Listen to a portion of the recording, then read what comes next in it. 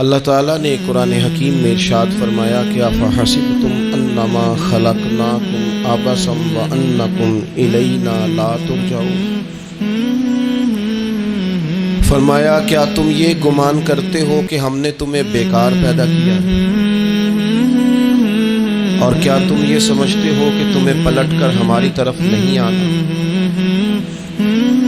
اللہ تبارک و تعالیٰ نے جو چیز بھی پیدا کی، جہاں بھی پیدا کی، بڑی حکمتوں کے تقاضوں کے تحت پیدا کی۔ میں کسی شخص سے بیزار نہیں ہو سکتا، کیونکہ ایک ذرہ بھی تو بیکار نہیں ہو سکتا۔ اللہ نے ہر چیز کو کمال حسن کے ساتھ دنیا میں پیدا کیا، اور انسان تو اشرف المخلوقات ہے۔ یہ تو اللہ تعالیٰ کی تخلیق کا شاہکار ہے۔ اللہ تعالیٰ نے اسے بڑی رہنائیوں کے ساتھ، بڑی حکمتوں کے ساتھ، بڑے کرم کے ساتھ پیدا فرمایا۔ اس کو اللہ تعالیٰ نے سمجھنے کی، بات کرنے کی، اپنا ما فی الضمیر کہہ دینے کی صلاحیت عطا فرمائی۔ مالک نے اسے عقل، شعور دیا، اور جو بڑی طاقتور مخلوق نظر آتی ہیں ان کو اللہ تعالیٰ نے انسان کے قبضے میں دے دیا۔ کتنا بڑا ہاتھی ہوتا ہے لیکن ایک چھوٹا سا بچہ اسے لیے پھرتا ہے۔ کتنا بڑا اونٹ ہے، کتنی طاقت رکھتا ہے، لیکن ایک چھوٹا سا بچہ اس کے ناک میں نکیل ڈالتا ہے اور اسے لے کے گھومتا ہے۔ اللہ تبارک و تعالیٰ نے اسے اشرف المخلوقات بنایا ہے۔ اتنے بڑے جہاز ایک انسان کے قبضے میں دے دیے ہیں۔ وہ جب چاہتا ہے جہاز اڑتا ہے، جب چاہتا ہے اسے زمین پہ اتار لیتا ہے۔ اللہ کی دی ہوئی طاقت سے ملکوں کو سر کرنا، بڑی بڑی ٹیکنالوجی کو ایجاد کرنا خدا نے اپنی توفیق سے اسے عطا کیا۔ اور پھر اگر وہ مسلمان ہے، پھر اگر وہ حضور کا غلام ہے، تو پھر تو فرمایا کنتم خیر امت اخرجت للناس، انسان ساری مخلوق میں افضل ہے، اور میرے محبوب کا کلمہ پڑھنے والے سارے انسانوں میں سب سے افضل ہیں۔ ان کو اللہ نے اور زیادہ فضیلتوں سے، برکتوں سے مالا مال کیا۔ یہ وہ مخلوق ہے، یہ وہ لوگ ہیں، یہ وہ امت ہے کہ جو صرف ارادہ کرتی ہے نیکی کا، کرتی نہیں۔ ارادہ کرتی ہے تو اللہ نیکی کرنے کا اجر عطا فرما بھی دیتا ہے۔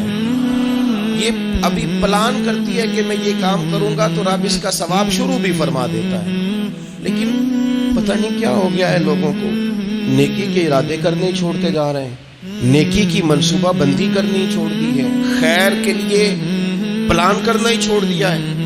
بہت سارا وقت بیکار گزرتا ہے، بہت سارا وقت چوراہے پہ گزر گیا، بہت سارا وقت گپوں میں گزر گیا، عمرے دراز مانگ کے لائے تھے 4 دن، 2 آرزو میں کٹ گئے، 2 انتظار میں۔ ایک ڈھیر سارا طبقہ ہے جس سے پوچھتے ہیں کیا کر رہے ہو، وہ کہتے ہیں بس کچھ بھی نہیں، ٹائم پاس کر رہا ہوں۔ تو میں کہتا ہوں یار اتنا فالتو ٹائم کہاں سے آیا جسے پاس کرنا پڑا؟ میں بور ہو رہا ہوں، تو میں کہتا ہوں بور ہونے کے لیے وقت کہاں سے لیا آپ نے؟ آپ تو مسلمان ہیں، آپ کا تو وقت شریعت نے بڑا قیمتی کر دیا ہے۔ آپ تو 1 منٹ میں 3 بار سورہ اخلاص پڑھ سکتے ہیں۔ آپ کو تو ذرا سا وقت ملے تو آپ جا کے 2 رکعت نماز کی نیت باندھ سکتے ہیں۔ آپ کو تو تھوڑا سا وقت ملے تو آپ کے تو نبی پاک علیہ السلام نے یہاں تک ہماری تربیت کر دی، ہمارے حضور فرمانے لگے تم کانٹا اٹھا سکتے ہو نا گلی سے، تو وہی اٹھا دینا، اس پر بھی رب صدقے کا ثواب عطا کرے گا۔ تو یہاں تو کانٹوں سے بھری ہوئی گلیاں ہیں۔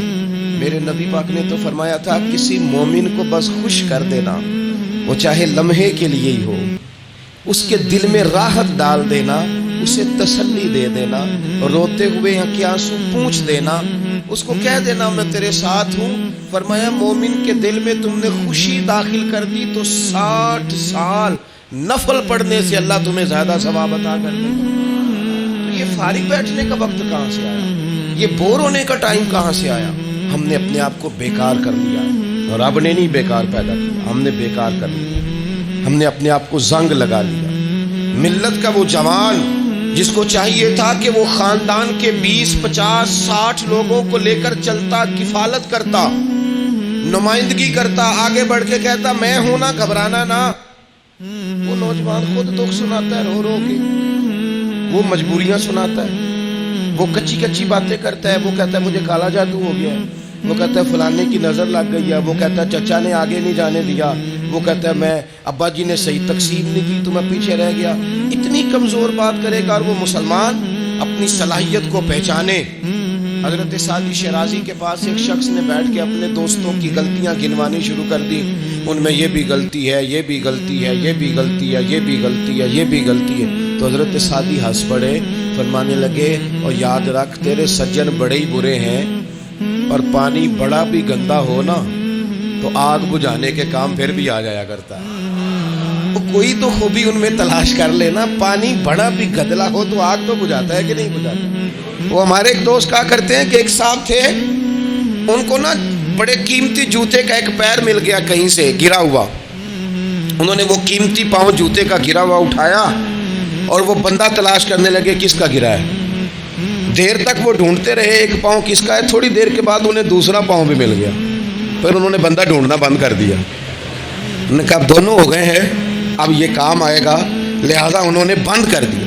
میرے عزیز, یہ تو کوئی طریقہ نہیں ہے نا کہ آپ چیز اگر تھوڑی سی ہے تو اس پر فتویٰ اور ہے, اور اگر زیادہ ہے تو مزاجوں میں جب ہم یہ لے آئیں گے اپنی طبیعت میں. اور کب تک ہم نے اسی طرح رہنا ہے, کب ہم نے اپنے وجود سے کام لینا ہے, بیکار وقت کب تک گزرنا ہے. کتنے رمضان آئے گزر گئے, کتنے عمرے آئے گزر گئے, کتنی ہم نے دیکھا کہ بس بیمار ہو گئے ہیں, ٹھیک ہو جائیں گے تو پھر اس کے بعد ہم نے کوئی نماز نہیں چھوڑنی, لیکن ٹھیک ہوئے تو بھول گئے, نئی سے نئی بات شروع ہو گئی. ہم نے کتنی دفعہ کہا کہ آج کے بعد تبدیلی, لیکن کیوں نہیں تبدیل ہوتے. حضرت فضالہ بن عمیر ایک صحابی ہیں, کہتے ہیں میں عورتوں کا معاذ اللہ بڑا رسیہ تھا. ابو جہل نے جب اعلان کیا نا جو حضور کو شہید کرے گا تو اسے 100 سرخ اونٹ دیے جائیں گے, تو کہتے ہیں میں خنجر بغل میں دبا کے نا تو طواف کعبہ کرنے چلا گیا. طواف کعبہ کہتے وہاں جب میں پہنچا تو میں نے دیکھا حضور بھی طواف کر رہے ہیں. تو نبی کریم نے مجھے دیکھتے ہی حضور میرے قریب آئے اور مجھے نہیں بتانا پڑا. حضور فرمانے لگے تیرا نام فضالہ ہے؟ میں نے کہا ہاں. تو محبوب فرمانے لگے کیا باتیں کر رہے ہو اپنے آپ سے؟ کہتے میں دل میں سوچ رہا تھا کہ طواف کرتے میرے قریب سے گزریں گے تو خنجر مار دوں گا. کیا باتیں کر رہے تھے؟ فضالہ کہتے ہیں میں تو جب آیا تھا تو ایک بی بی سے مل کے آیا تھا. میں نے کہا تھا کہ میں آج بڑی رقم لے کے آؤں گا اور معاذ اللہ تیرے پاس رات گزاروں گا. کہتے ہیں میں تو اس سے بات کر کے آیا تھا. تو میں اب حضور سید عالم صلی اللہ علیہ وسلم نے پوچھا تو فضالہ ہے؟ میں نے کہا ہاں. کیا باتیں کر رہے تھے اپنے آپ سے؟ میں نے جھوٹ بولا. میں نے کہا جی وہ تو میں تو ذکر کر رہا تھا اپنے دل میں. کہتے حضور مسکرائے اور مسکرا کے فرمانے لگے چل چھوڑ, جس کام آیا تھا وہ کرتا کیوں نہیں. میں جو تیرے سامنے کھڑا ہوں تو کرنا. خیال آیا مسلمان نیک و بد پہچان جاتے ہیں اور آقا آدمی کے دل کی باتیں جان جاتے ہیں. کرنا وہ کام. تو فضالہ کہتے ہیں کہ میں کانپ گیا, میرے ہاتھ سے وہ خنجر گر گیا. حضور نے میرے سینے پہ ہاتھ پھیرا, اس طرح پھیرا کہ زندگی میں اتنا سکون کبھی نہیں ملا, اتنی ٹھنڈک کبھی نہیں ملی, اتنا قرار کبھی نہیں آیا, اس قدر زیادہ آزمائش کبھی نہیں آئی. میں قرار محسوس کرنے لگا.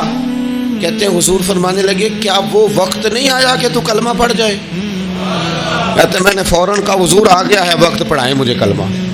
کہتے ہیں نبی پاک نے کلمہ پڑھا دیا, میں مسلمان ہوا. میں واپس لوٹا تو وہی عورت بن سنور کر تیار ہو کر گلی میں کھڑی تھی. عادتیں بدل جاتی ہیں. شرط یہ ہے کہ ہم تھوڑی سی کوشش کریں. شرط یہ ہے کہ ہم اپنے آپ کو اللہ رسول کی بارگاہ میں پیش کریں. اور میرے دوستوں, میرے بزرگوں, ہمیں سب سے زیادہ تکلیف میں ہماری اپنی عادات نے ڈالا ہے, ہماری اپنی خواہشات نفس نے ہمیں زیادہ آزمائشوں میں ڈالا. کہتے ہیں وہ عورت بن سنور کے کھڑی تھی. جب میں واپس لوٹا تو پہلے میں اس کے پیچھے بھاگتا تھا, اب میں اس کے قریب سے گزر گیا تو اس نے آواز دی تو فضالہ نہیں؟ کہتے ہیں میں چپ کر گیا. وہ پھر پیچھے دوڑی, میرا گریبان پکڑ کے کندھا پکڑ کے ہلایا تو فضالہ نہیں؟ کہتے میری جھکی ہوئی گردن, میں سر نہیں اٹھاتا. مجھے کہنے لگی تو وہ نہیں ہے جو فضالہ ہے؟ میں نے کہا ہوں میں فضالہ, پر وہ والا نہیں جو تجھے ملا کرتا تھا. کہا تو اب کون ہے؟ کہنے لگے میرا ٹائٹل بدل گیا ہے, میرا تعارف بدل گیا ہے, اب میں رسول کائنات کا غلام ہو گیا ہوں. ہم لوگ مجھے مسلمان کہتے ہیں، اب میری نگاہوں میں جچتا نہیں کوئی، جیسے میرے محبوب ہیں ایسا نہیں کوئی۔